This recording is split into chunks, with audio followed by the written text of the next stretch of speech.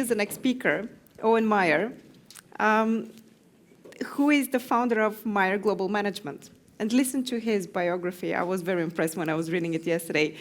So he's a technology-centric venture and hedge fund manager, transacting 100+ venture capital and private equity investments, 12 of which are SpaceX.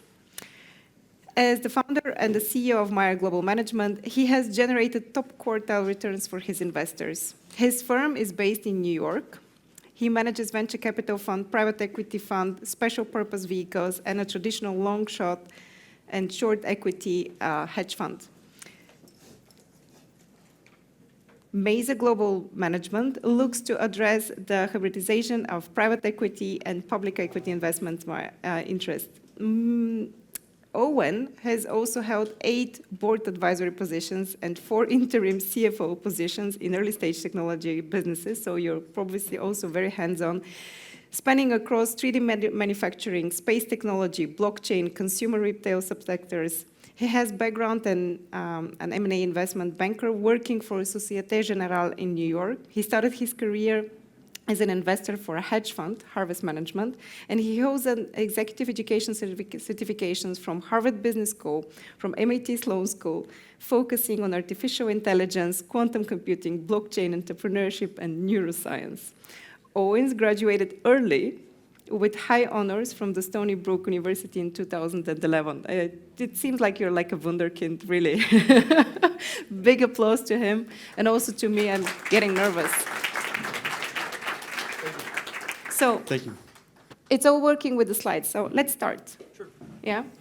Sure, and thank you very much for the invitation, of course, and for the introduction. I just want to say, I really appreciate the ability to be here and really talk about, how to build great businesses. And from my experience, I've seen a lot of companies where one small little mistake that nobody really thinks about in the near term really does cost them in the long term. So the way to kind of think about building great companies and businesses is think about it from a 20-year perspective or 30-year, and imagine that it's your only company you're going to have for the rest of your life. And when you think about it from that perspective, a lot of decisions kind of change. So you're no longer as short-term sighted in terms of what you're thinking about. By the way, how is the sound? Do you hear him also in the back? Good. Please. Great. 20 years sounds like a real lot. I mean, all the Black Swan events that we've been experiencing it only in the past 5 years. Is it possible?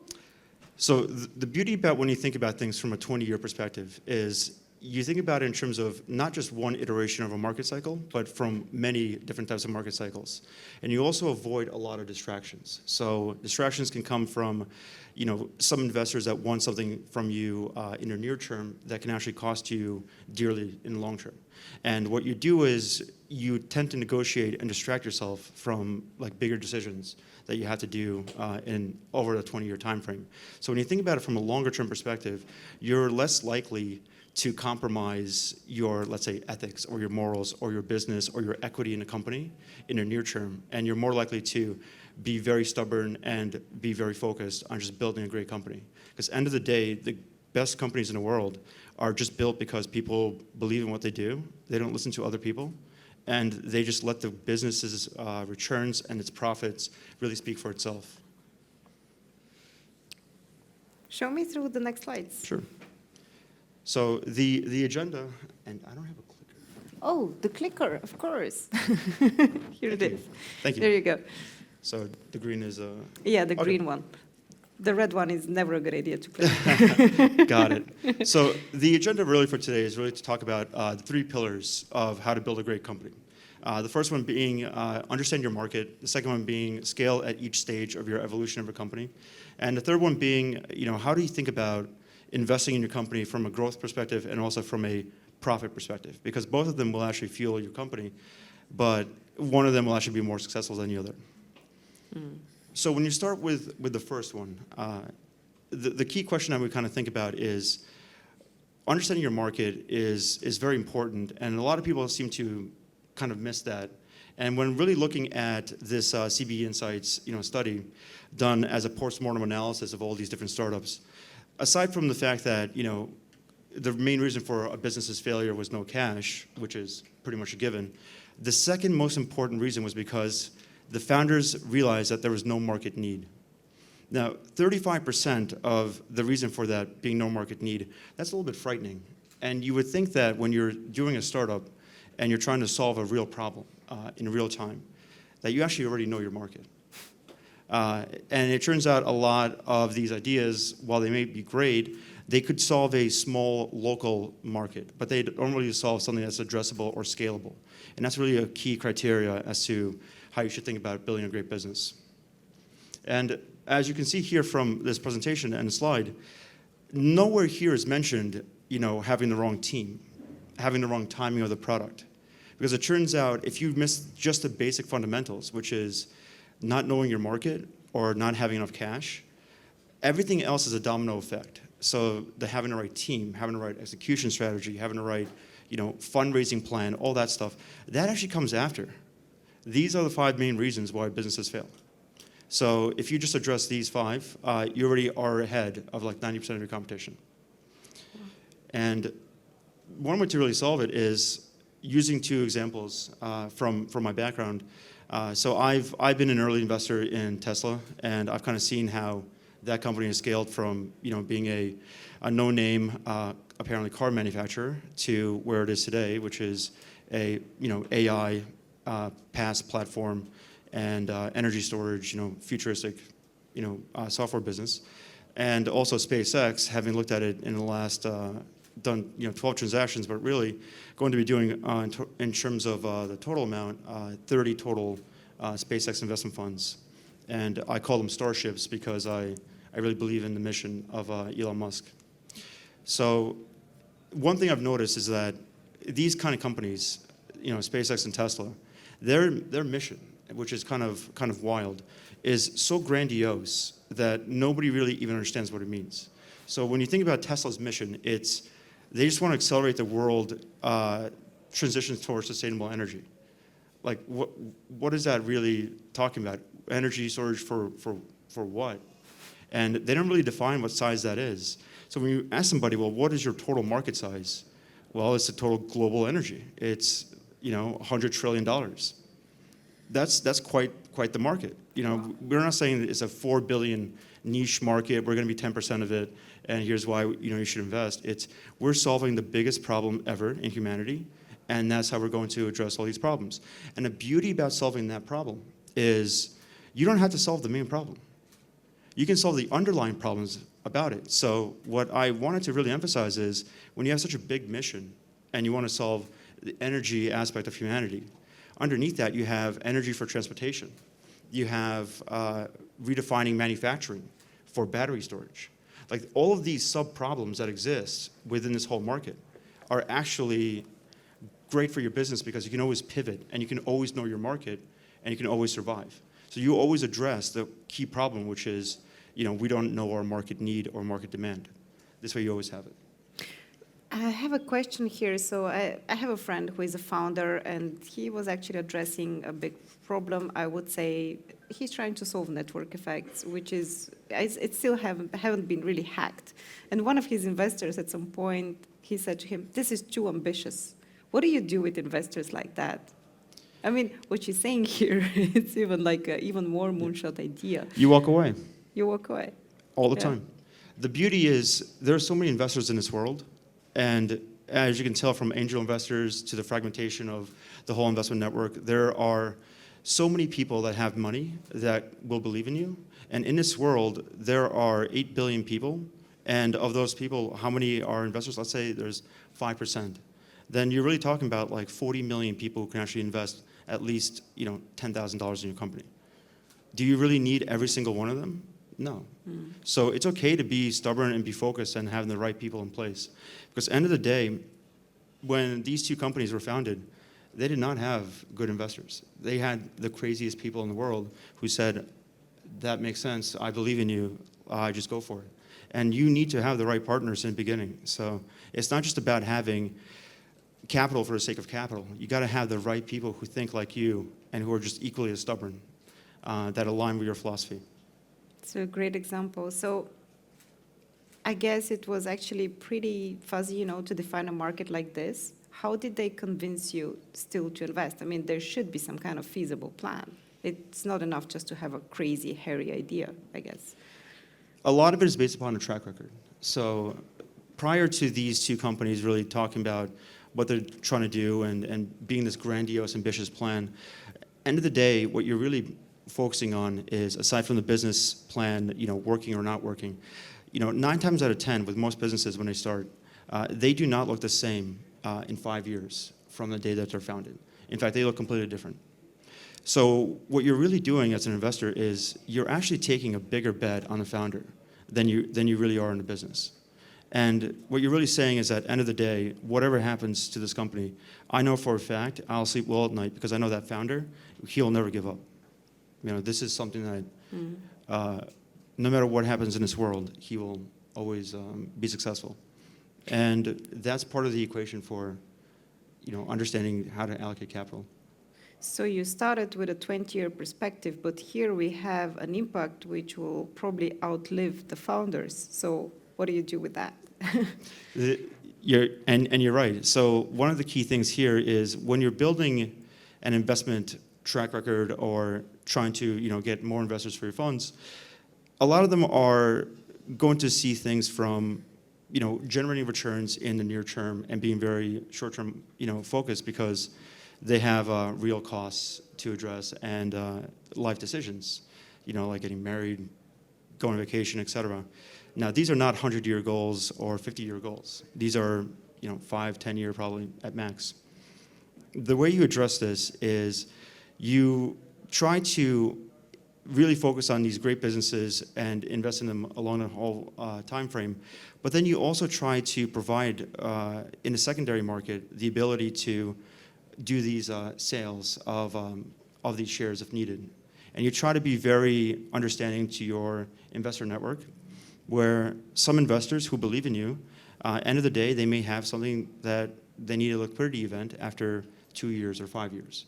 Mm-hmm. And everybody's a human being, so we're not perfect. So we might need something in emergency in 5 years. And what you have to do is, while they do believe in you, you give them the option to sell a portion of their position, but you also know that they'll come back.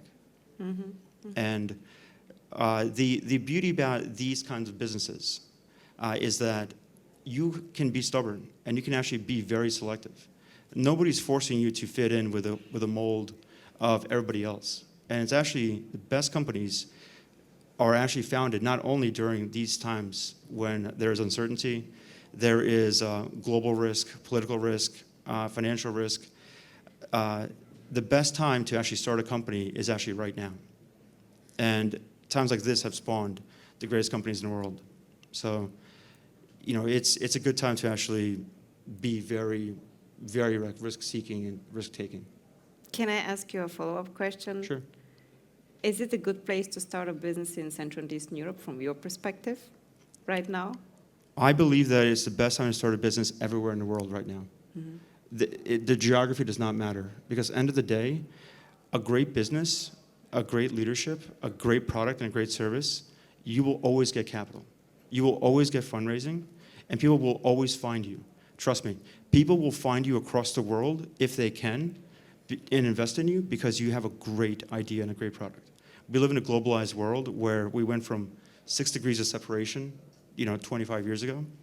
Now we're closer to 1.5 degrees of separation. We'll find the right company, the best company in the world, and we'll see it from a global mindset, no matter what. Going back to the markets, so they basically, divided it in sub-markets and in sub-businesses where they're going to tackle different aspects of the one big problem, which is, this big mission. And then, what is the next component? Well, the next phase of that is, as you're actually addressing the bigger problem and you have all these smaller problems, you start to actually grow at each part of the stage. And that kind of brings us to the next part, which is, how do you scale at each of these smaller stages? So you have this giant market that you want to address. You find out you have smaller problems that you can solve, and you're going to actually address each one, and this is how you grow. So when you think about this process, everybody knows about this whole innovation cycle, which is how to create a repeatable, successful product, successful service, and always do it constantly, no matter what, and do it for the next like 20 years until you are a monopoly. While many people actually talk about this, many people reference this in textbooks, in images online, discussion talks, very few companies actually do it. and I've always wondered why. It's like we talk about it, but nobody actually implements it. And when you actually even ask them for the process, like, show me how you actually do this, they don't have a process. It's just whatever works, works, and they're just doing what they're doing. I guess that's human nature, which, doesn't like to follow such kind of algorithms. Okay. But the blueprint for success is literally right behind us, and it's amazing. So all you have to do is just follow this iteration cycle. So you build a product, because that's what you're trying to do as a company. You try to measure how well it's working. Do people actually want it? Does the market respond to it? And then you learn from that data. But at the core of everything is collect the data, like understand what's actually happening. And when you do that, that's when you can pivot and can say, well, gosh, we were missing this part of the whole perspective for this business. Or my God, we found out a new market that we didn't even know existed just by testing this out. And you just keep repeating this whole cycle until you actually keep growing, and you create what's known as an S-curve in terms of your total growth. So you just go from growth mode to hyper-growth mode just based upon understanding and learning from the market's needs. And just as an example, again, how this is shown is, when we think about like what is an S-curve, and I'm sure a lot of people kind of know what an S-curve is, but haven't really seen too many examples of a business in which they've actually completed and done some sort of a hyper-growth model over a long period of time. So most businesses have a product that is very finite. And these product life cycles are usually 5 or 10 years. They have high growth, and then they'll eventually plateau and eventually decline. So as a founder and management team, your goal is to make sure, no matter what, you actually understand when you're peaking and pivot and continue to grow your market share and define a new market. And given how competitive we are now on a global basis, this is more important than ever before, because everybody now knows what your secret plan is. Everybody now has the same resources. Starting a business now is easier than ever before, and it requires the least amount of capital. What do you think of the approach that was described in the Invincible Company by Strategizer, where they actually explain how to diversify your portfolio so that you can reach those curves? Sure. So when you think about diversification, I think there are two ways to think about diversification. Do you mean diversification in terms of products, or do you mean diversification in terms of products? Yes. So I believe that companies that try to diversify their products are usually trying to make sure that their core product, which makes the most amount of free cash flow and the most amount of money, doesn't get destroyed by competition. So they're always trying to pivot and scale. And we've seen this constantly with Google and search, with Facebook and, Meta and what they're doing with the metaverse. In full disclosure, I'm exposed to both companies. And end of the day, diversification does work, but it's really you're trying to grasp for additional opportunities of revenue sources. The best way to think about it is if you have a core business that's generating a lot of free cash flow, why not look at it from perspective of where can you allocate that cash so that it actually not only is complementary to your core business, but it also creates an integration on a full level in terms of products. So what if you can vertically integrate across industries? What if you can horizontally integrate across different components of the same sector? And that's when it actually becomes a much better product in a business. So for example, let's say you're a SaaS business and you're just doing software. Wouldn't it be great to have using the cash flows from your SaaS business and having many different software companies and becoming a platform as a service of all these services? And we've seen that before. That's what Salesforce is. That's what LinkedIn has become. So what you're really seeing is diversification does exist, but it has to make sense, where it creates a turnkey process from start to finish for the client or the customer. And still, companies like Google, like Meta, and even Salesforce at this point are actually quite heavy corporations. I think managing innovation within such kind of companies is super hard. So they pretty much rely on M&A. They kind of like import it from outside in order to regain this kind of like S curves, right? It's super hard to imagine a development like that when you're starting a company. I'm going to bring you back to the first, thesis. 20-year-old. Yeah. How do you think of that? Well, when you start a company, how do you imagine even to be a corporation like Salesforce? I would say that a lot of really great companies, when they're founded, and you talk to the founders, they actually have a 20-year timeline. They actually do. They just don't talk about it, because this company is like their baby, and when you invest in it a lot and you put in all this time and effort, you know where you want to be, and you know who you aspire to be, because these great businesses that exist today, they are inspirational, and you want to be just like them or even better, and they become your benchmark. Let's check that in the crowd. So how many of you are founders currently? How many of you are soon to be founders? Okay. How many of you imagine themselves in 20 years running the same business? Okay, these are the bold ones. Amazing. You guys rock. We'll talk after this. Cool. Okay. And what I would say about that is, I have the same exact kind of background where I started my own firm at a very young age. It was a very bold bet. And I started off as just investing in the public markets as a hedge fund. And I had no idea that I would end up in 3 years, which is kind of a very fast pace, but in 3 years to having, not just a hedge fund, but now focusing on private equity, venture capital, capital advisory, being CFO roles for these different companies and on a board of these companies, and being so founder focused that I realized that the ultimate solution for an investor is not just investing in one stage, but being there for the founders from day one and actually supporting them for the next 20, 25 years into the public markets. Wow. And I think the greatest companies in the world and the greatest investment managers in the world are there from the beginning. And that's how you get the best returns imaginable for any investor. I don't know investors like that here in the region, but in any case, I wanted to ask you, so I think we're kind of glorifying this idea or this goal of the exit. So you build a company for, I don't know, a couple of years, and then you're going to exit it, and then you're going to become super rich. And what do you think of glorifying that? I mean, you're speaking here of founders who made their business into a life mission. Everybody has a reason to build a company, and I'm sure everybody has a different reason for exiting when they do.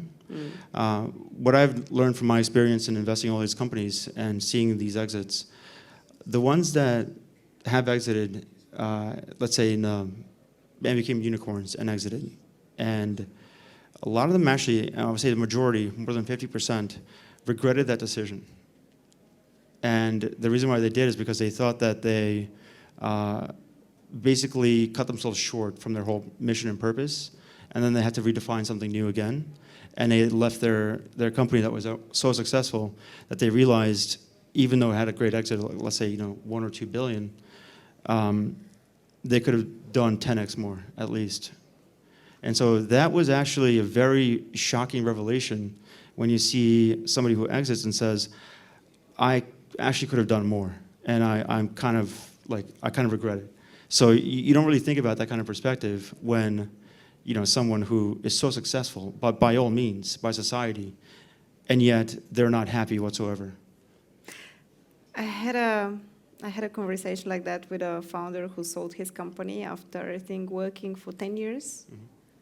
And he wasn't happy. He was missing part of his identity. And then again, he turned the founder again. So that will always happen.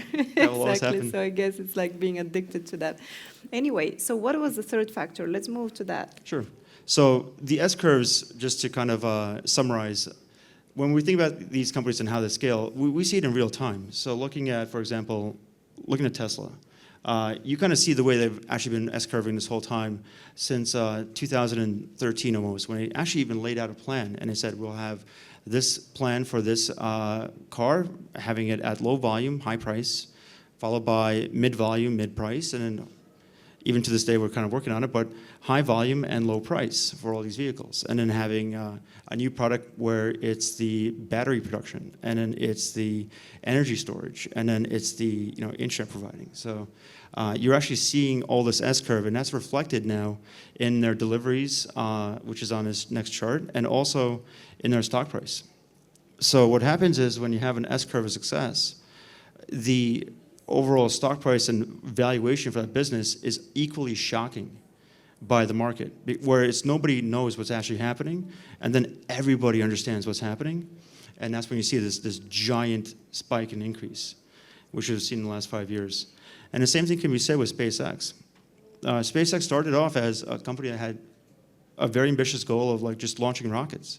To this day, if you actually look at the total number of launches they've had, it actually matches almost the entire lifeline and sequence of the last 70 years of NASA. Wow. So it just in this past, since the founding of SpaceX, and that's unheard of. So you're actually seeing the same exact exponential growth. And by the way, this is during the pandemic. The fastest growth for these companies was during the pandemic when they had to be shut down. And they said no. So at the end of the day, you have to be stubborn with your mission and what you believe in. And the third pillar. Yeah, actually, we had a talk in the early morning. It was more or less about SaaS businesses and the metrics that we should be looking at. And there was a question from the audience about profitability and revenue and how do investors think about it. But actually, most of them, especially in the SaaS industry, in the SaaS field, they look at growth. Yeah. So can you explain that also from this perspective when we are talking about this 20-year-old perspective? So growth, for the most part, is just talking about market share. And the idea with most investors is that if you're growing fast, that means that somebody wants your product, somebody wants your business, it's a viable business, and you are gaining, apparently, market share. But when you are in an industry that doesn't exist, like electric cars in 2005, your growth doesn't make any sense because the market's not really there yet. So you actually redefine your growth. And that's when it gets kind of interesting when you think about something from a bigger perspective of 20 years, 50 years, or even a bigger ambitious goal, is that sometimes you are the earliest adopter of that whole industry. And it's not as obvious as a software as a service. But if you talked about SaaS business in, let's say, 2007, well, that's interesting because that was not as apparent as it is today. So just like with every other product that has its own growth cycle, it makes a lot of sense for various investors because they can see a recurring, repeatable business that constantly generates the same exact revenue. They know where the cash is coming from, and they know they can generate a substantial return consistently. But they would never invest in companies like this because these types of businesses, and by the way, these businesses actually generate the highest returns ever of any idea of any startup because nobody's doing them. So when you redefine the market and you define an industry and you just build something you actually believe in and you understand that the need is actually at a fundamental human level, you can actually generate some of the most ridiculous ideas and projects and teams and results ever. I just happen to be using Elon Musk companies as an example here, but out of all the companies I looked at, he really is in a league of his own. Wow. So he's his own category. and there should be more. I believe that there are more that exist. They just need to continue to stay focused on what means the most to them and build great things. So the most important thing is it doesn't matter where you are on this planet. It doesn't matter where you are at each stage of your life. you just do it. The Nike slogan is actually pretty amazing. Just do it. Like, it's just that simple. But it is a kind of art to turn market share, and in his case, even mind share, into actual business. And as we know, people who are giving him and who would give us probably, capital, they might not care about the market share. They would actually want to fill their pockets. So how do you translate growth into profitability at the end of the day? And that's the most important question. So in this, the final aspect of a business is, how do you invest in a product that actually will scale and generate profit in the future? And the reason why we're facing so much devaluation, let's say, of these late stage tech companies, not so much in the early stage, as an FYI. In the early stages, most valuations have actually stayed the same year over year. So it's pretty impressive. But on the late stage, it's just been, easy money being pumped into these companies, but half of them don't make sense as a business model. So you got to really think about, when you're thinking about a company, is, do your unit economics make sense? Think about your typical costs. What is your biggest cost expense for your company that is almost fixed and you know for a fact will always be there no matter what? And just ask yourself, will it always grow at the same rate that my growth is? If the answer is yes, you don't have a good business model. And if the answer is you can actually improve that cost by 10x, and think of it as like a 10x rule. You don't have to have these very complicated metrics of, what is my CAC to my LTV and all these ratios. Just say the following: my business has this cost. How do I make it 10 times cheaper? How do I just remove that cost so much and just at a first principles level, just redefine what that cost is and say, like, how do I even reset that cost? And if you can improve it 10x, you have a great business model, and that will generate high unit economics. And once you have that, you're actually able to focus on generating that kind of profits. When you don't have that kind of business model, and you realize that in order for you to grow your market share, it requires more money. Well, sure it does. But are the incentives of giving customers, freemiums or, coupons, does it actually mean that you have a great business? Or does it really mean that people are very good at taking away, free things and making the most of it? So this is what we realized with a lot of these high cash businesses that received, billions of dollars of funding, but end of the day, they actually cannot withhold a recession, and they cannot withhold just a time period of even 18 months of no new investments. So if you need consistent VC funding every 18 months, and you need it for more than 5 or 6 rounds, you should probably ask yourself why you need it so often, and what are your true unit economics? Maybe make your business to a charity. In any case.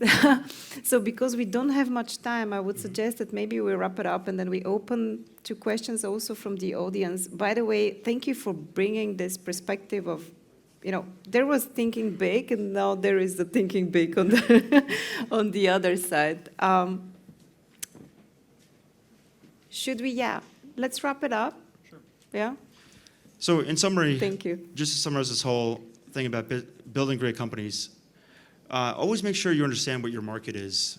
That's really the key reason why most companies fail. And really understand when you're developing your products to solve these markets or smaller markets, just learn from them. And remember to always own the data. Do not share the data. Do not have it in the cloud that's owned by somebody else. Own the data yourself. You'll thank yourself later in the future. And always understand that when you're growing, how are you growing? Are you growing from investing $1 into your business and you're getting back $1.50? Or are you getting back the same dollar with more market share, but you're not really scaling your profits? So the most important metric for a startup, end of the day, is actually, it is profitability. And people will give you a pass if you do a high growth, but not having a profit in the beginning. But end of the day, you have to prove you have a profit. So you have to always be in that kind of mindset that you're building a company that will generate profits. And your multiples, your valuation, end of the day, in private markets, in public markets specifically, is based upon what is your cash flow and what is your profit. And being successful is based upon having that kind of profit. And the unsuccessful businesses are really the ones that kind of stay private for a very, very long time and just get more VC funding or private funding for the sake of just being private. Just always keep that in mind. Thank you, Owen. There is this quote, I think it was from George Bernard Shaw, who said that if you can't explain a complicated topic that you're working on to the cleaning lady when you're leaving the office, then you don't understand what you're working on. And I think you actually are a good proof that it is exactly true. So I'm sure that you know all the complicated metrics out there and all the abbreviations that usually are used to grill founders, but you explained the very simple principles that we can look at businesses. And they still apply for those, with the greatest missions that we so much admire. So guys, there is the first question. So Owen, first thank you for this space. And I have a few short questions. So how old were you when you started your own business? How much, time, money, energy did you lose before being successful? And what does success mean to you? Wow. All very good questions. We can do a podcast on that. Yeah. Short This will require another presentation. We could do a podcast. Well, we can talk about this after. Yeah. So to very briefly answer these questions, and thank you for these questions. That's a very good perspective. So, how old was I when I kind of started this whole process? I was 25. But for the first 25 years, I kind of realized that I was being successful for society's reason for being successful. A lot of my decisions were actually based upon, getting validation from peers, not me being comfortable with who I am, which actually led me to building something that I truly believe in, which is my own firm, based upon my own principles of what I see as reality. How much time did I require? A lot more than I expected. And how much capital did it require? Boy, even my parents did not believe in me. And that was something that I did not expect. Of course, they did the following year when I became successful. And that's when I kind of said, well, I'm glad you're here now. So is everybody else. And then what I would say is that in the beginning, I worked twice the hours that I did at my prior jobs. But the difference was I actually loved what I was doing. And when you love what you're doing, it's not really a job. It's actually the coolest thing in the world that you're accomplishing. It's like a project that you feel great doing before, after you're done, and that you think about when you have spare time. Mm. So when you have that as your job, it's not a job. So I really enjoyed that process. There was a lot of capital commitment required when you build a foundation. But when everybody sees what you're doing and you communicate with your friends and your family and let's say your future investors, they actually appreciate it. And they do bet on you without really knowing what you're doing. And a lot of great companies start that way. So I've now been doing this for almost 7 years. And it's been a very interesting process. I would not have expected to be where I am now. And again, in 7 years from today, I don't even know where I'll be, but hopefully, 1,000 times where I am today. But what I know is that the reason I'm even here today, in Romania, it's my first time here, is because a lot of my investors are actually Romanian. And so I wanted to come here to say, thank you to all of them that have believed in me. And of course, be part of this conference and everything else. So it's been a great journey. And what is success? I don't know. I don't think of success as like I have achieved this and therefore I'm successful. For me, I've got a bigger goal to do. we'll celebrate when we're done, and at the end of each year, I guess we'll have a holiday party and say good job, everyone. But like, I'm not successful yet, and probably won't be for the next like 40, 50 years. But I'll let you know when I am. It's like the horizon, you know, the closer you go, you think you're going, the farther it gets from you. So maybe one like last question, because we totally stretched the schedule. I lost Sorry. it. Yeah. Hello. Hello, thank you for the presentation. My question is, do you believe there is room to grow something like $1 trillion company, like your examples, in the IT, in IT and the internet right now? For Yes. example, LinkedIn, your example, I think it was bought for something under 30 billion. Interesting question. Do I believe you. that you can build a $1 trillion company that's based in the hardware IT industry? Yes. Having Google, Amazon. Do you mean having the fact that you have competitors such as Google, Amazon, Facebook, like Verizon, Cisco, all these providers that already have the hardware? Do you believe you can build it? Well, sure. Like every other technology, it evolves all the time. Technology itself is not an industry. It's not a sector. Technology is change. All technology really is you're taking a prior word. For example, 150 years ago, technology was considered the train, the locomotion. And the train tracks were like the World Wide Web, that whoever owns the train tracks owns the whole, monopoly. That was technology. Today is considered the most heavily outdated form of transportation. So what is technology? Technology is just taking a prior industry and improving it or scaling it for the greater purpose of like all of humanity, to kind of sync everybody together on a much larger scale.